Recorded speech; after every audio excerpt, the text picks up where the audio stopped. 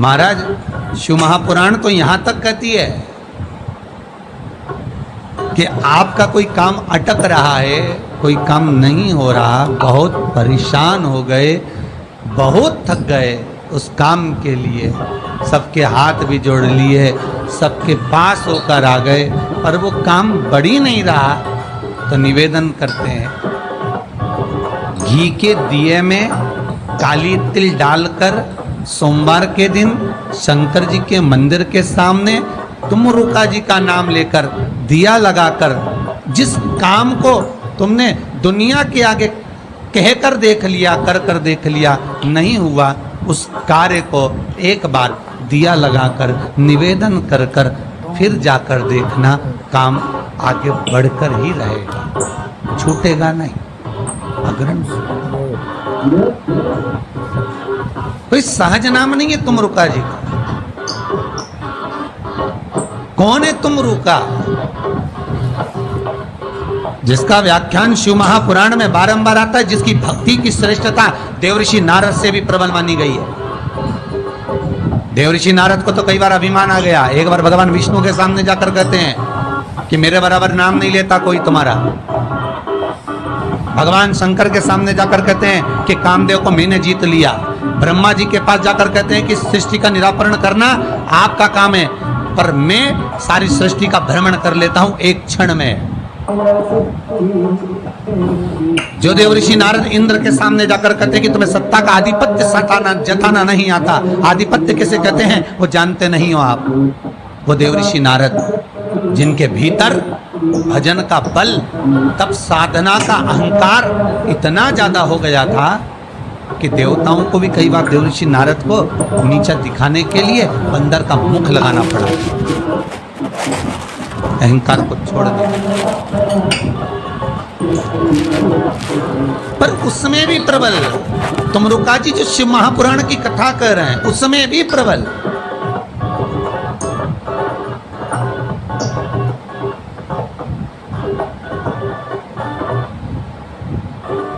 जिनका नाम मात्र, पहले भी कहा, जिस नारी का गर्भ ना ठहरे, रजस्वला धर्म का 7वां दिन, जब नारी 6 दिन तक काम ना करे, 7वां दिन रजस्वला धर्म का, सफेद आंकड़े की जड़ को बुलवाकर उसको शंकर भगवान के शिवलिंग पे से तुमरुका जी का नाम लेकर 21 बार घुमाकर कमर में लाल धागे में बांध ले, 3, 4, 5 महीने में ज्यादा से ज्यादा गर्भ ठहर जाए। विश्वास रखकर शिव जी का नाम तुमरुका का ज्यादा कुछ नहीं बने तो शंकर के मंदिर में जाकर घी के दिए जलाए, 5 दिए लगा, और ज्यादा कमी पड़ रही हो धन की, संपदा की, सत्ता की, कोई प्रॉपर्टी, कोई दुकान, कोई धंधा पानी नहीं चल रहा, बहुत कष्ट में हो, बहुत तकलीफ में हो, तो महाराज 108 चावल के दानों को केसर में भिगोकर, केसर के पानी में केसरिया कर कर, पकाना नहीं है, पकाना नहीं, उसको कच्चा चावल केसर में भिगोकर 108 दाने शंकर को मध्य रात्रि में, शिवरात्रि के दिन सूर्यास्त के बाद, रात के 12 बजे से पहले कभी भी शंकर को चढ़ा दो, समर्पित कर दो।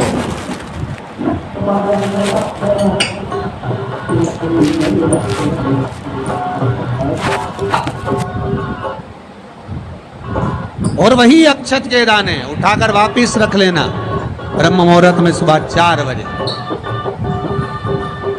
बस फिर बाबा पे सौंप देना। जितनी शिवरात्रि आती जाएंगी उतना धन बढ़ता चले जाएगा। बाबा पर संपूर्ण इतने उपाय हैं, और सारे उपाय यहीं से बताए जाएंगे, नीचे से कुछ नहीं। नीचे उतरने के बाद हमें कोई मतलब ही नहीं, हम क्या बोले ना बोले हमें उससे मतलब नहीं। ये व्यासपीठ श्री सुखदेव जी की है, ये व्यासपीठ श्री व्यास जी महाराज की है, ये व्यासपीठ श्री सूत जी महाराज की है, और ये व्यासपीठ इन सबसे पहले मेरे देव अधिदेव महादेव की है, जिन्होंने अमर गुफा में अमर कथा माता पार्वती को श्रवण कराई थी। बाकी के तो सुखदेव जी, व्यास जी, सूत जी, ये सब बात के, और सबसे पहला वक्ता मेरा शिव है। तो ये शंकर की गादी पे से जो निकल गया, शंकर की गादी पे से जो बोल दिया, बस उसका अनुभव आप करो और कर कर जरूर देखना,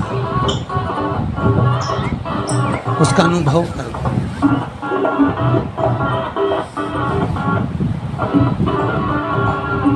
सुबह 6:42 पर इंदौर से किसी बहन का फोन था, रोते हुए आया था।